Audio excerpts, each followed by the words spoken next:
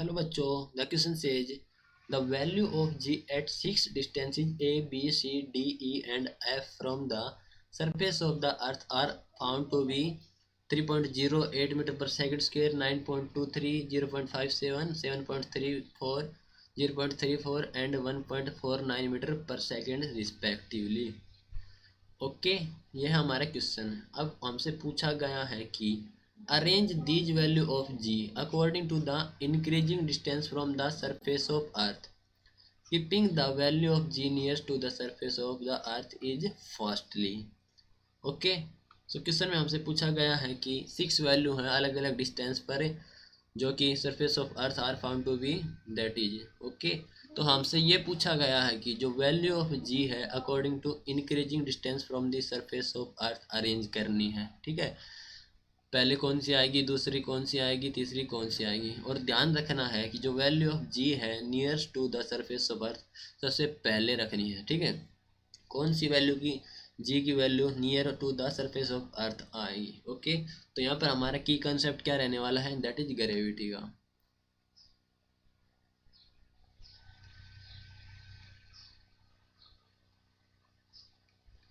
की कॉन्सेप्ट हमारा ग्रेविटी से रिलेटेड।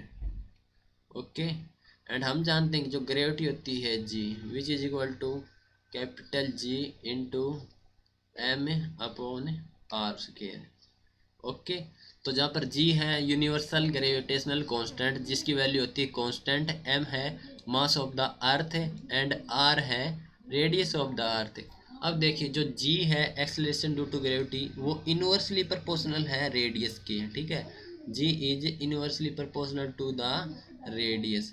अगर रेडियस की वैल्यू इंक्रीज होगी तो जी की वैल्यू होगी डिक्रीज, अगर रेडियस की वैल्यू होगी डिक्रीज तो जी की वैल्यू होगी इंक्रीज।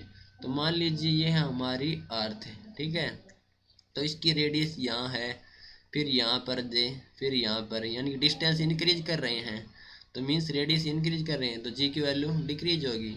तो यहाँ पर क्या होगी, जी की वैल्यू लेस होगी। ओके, एंड यहाँ पर जी की वैल्यू होगी मोर, क्योंकि हमारा पता है कि g is inversely proportional to the R maximum. Okay, तो हमें क्या करना है, इनको अरेंज करना है। तो अरेंज में क्या करना है, एक चीज़ आपको ध्यान रखनी है कि value of G nearest to the surface of earth is first है। ओके, सबसे पहले लिखनी है। तो सबसे पहले कौन सी आएगी, सबसे पहले रेडियस कम है तो जी की वैल्यू सबसे ज़्यादा आएगी। तो सबसे ज़्यादा इनमें से कौन सी है, तो सबसे ज़्यादा हमारी 9.23 मीटर पर सेकेंड स्क्वेयर। ठीक है, इसके बाद कौन सी आएगी, इसके बाद आएगी 7.34 मीटर पर सेकेंड स्क्वेयर। एंड इसके बाद कौन सी आएगी हमारी, इसके बाद आएगी हमारी 3.08 मीटर पर सेकेंड स्क्वेयर हैं। फिर इससे छोटी है 1.49 मीटर पर सेकेंड स्क्वेयर, ये हो गया। इसके बाद हमारी 0.57 मीटर पर सेकेंड स्क्वेयर एंड लास्ट में आएगी हमारी 0.30 मीटर पर सेकेंड स्क्वेयर। ओके, ये था हमारा order for the gravity. Second में हमसे पूछा गया है कि the question second is if the value of distance of be 10,000 kilometre from the surface of the earth state whether this distance is deep inside the earth और high up in the sky, give reason for your answer. Question में हमसे पूछा गया है कि value है of distance की F है 10,000 kilometre from the surface of अर्थ। तो ये डिस्टेंस क्या इनसाइड द अर्थ होगी या फिर high up in the sky, reason बताइए। तो देखिए इनसाइड अर्थ और इसके लिए क्या रहने वाला कंसेप्ट है। देखो सबसे पहले तो रेडियस ऑफ अर्थ हमें पता होना चाहिए कितनी है, रेडियस ऑफ अर्थ जो कि है अप्रोक्स होती है 6400 किलोमीटर। ओके,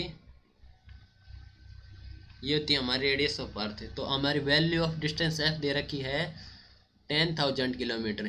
तो इसके डेप्थ में तो जा नहीं सकती, डीप में तो ये कहाँ जाएगी, high up in the sky. Okay, तो ये इसका रीजन था क्यों नहीं जा सकती, क्योंकि रेडियस ऑफ अर्थ है 6400 किलोमीटर एंड ये डिस्टेंस होगी इससे मोर देन ग्रेटर। ये है 10,000, कहाँ पर 6,400 और यहाँ पर 10,000। तो ये डीप में तो जा नहीं सकती, तो इनसाइड द अर्थ नहीं जा सकती, तो high up in the sky जाएगी। Okay, so we can say that going high up in the sky.